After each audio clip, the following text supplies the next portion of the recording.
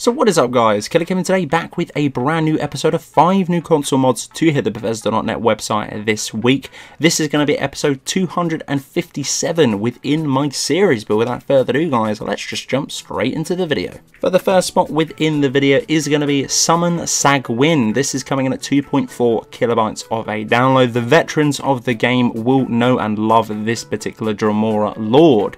This particular follower will level up with the player all the way to level 200. As I said before, a very cool and interesting mod to be added to the game. Probably everyone's favourite Dremora Lord, that is for sure. Kind of a jokey character intertwined with the lore of Skyrim 2.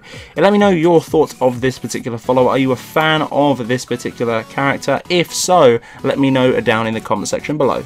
But the second spot within the video is going to be Nicos Craftable Arrows, coming in at 3.7 megabytes of a download. This mod adds 4 new types of arrows to the game. There's a couple of collection ones as well, made out of different wood, such as maple, rosewood, and so on and so forth. A couple of steel tips and maybe some hawk feathers to create some of these brilliant new arrows added to the game. They can be handcrafted at any forge, only using the steelsmithing perk as a requirement, and found under the miscellaneous section of the forge too. You can make 100 at a time, which is really nice indeed.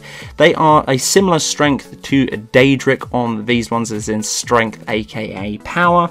Very nice indeed. I do love new versions of stuff that have been added to the game. The aesthetic point of view for these arrows do look really nice indeed. Obviously the video will not be great for this. Highly recommend you going over to the page and looking at the pictures on the gallery if you want a full new sort of aspect to arrows. If not archery, this is paired nicely with maybe a bow or even a complete archery overhaul. I know there's a ton of different mods that do change that attribute out there. This is going to be the mod author's first mod to the Bethesda.net website too. But the third spot within the video is going to be 4 Unique Rings, coming in at 7.8 kilobytes of a download.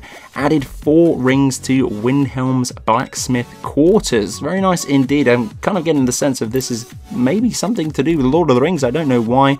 But in this mod pack you do get the Ring of Escape, the Ring of Force Push, the Ring of Kamui, and the Ring of Reanimate. Very nice indeed, all having different attributes to do with these ones. I'm going to play a few in the background, but if you want to pick it up and you want to know more about each and every single one of these rings, I definitely recommend you guys grabbing this one and trying out. The description of all the attributes of the particular rings is not on the Bethesda.net website, so you're probably going to have to pick it up through via the sort of images, if not the video on screen now, or once again trying them out yourself. Now for the penultimate spot within this video is definitely going to be a mod that I think everyone should grab, if not at least try. This has been added to my favorites and I will be keeping this one going forth into the future.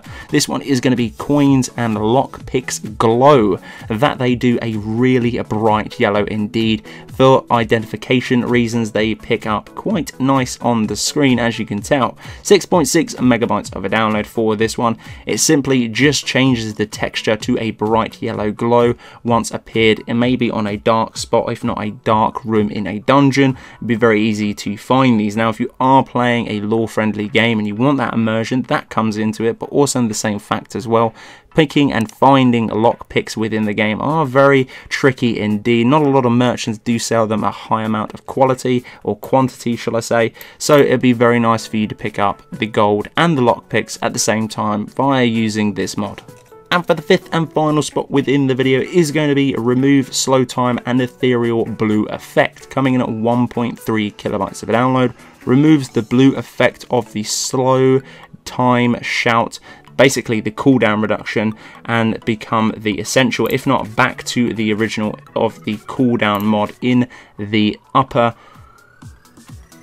of the screen. Pretty much cancels that out. It is kind of frustrating as well. I don't particularly like the blue thing there. Maybe a few others feel the same. Not a lot of downloads on these, but it comes down to personal preference on that particular one. A lot of people have kept it there due to the fact that they know when the shout is back down on cooldown. But for me, I want to completely eliminate that. If I'm going to use a shout, it's definitely going to be a one-off, maybe a one per use day thing. You know, those particular shouts that do have that. It's a little overhaul to do with the game. But if you want to have that and you want to change up the game ever so slightly, just to alter the scripts with the vanilla based game, this this is definitely going to be a mod for you to try. So guys, that's the end of this episode. Hopefully you guys did enjoy. If you did, I'd very much appreciate a like on the video. If you're new around here too, and make sure to click that subscribe button. Right next to it is the bell icon. If you click that, it's absolutely free. Plus at the same time as well, you will get a notification for every single time I upload a video to the channel. But until the next one guys, Killerkev here, and Killerkev out.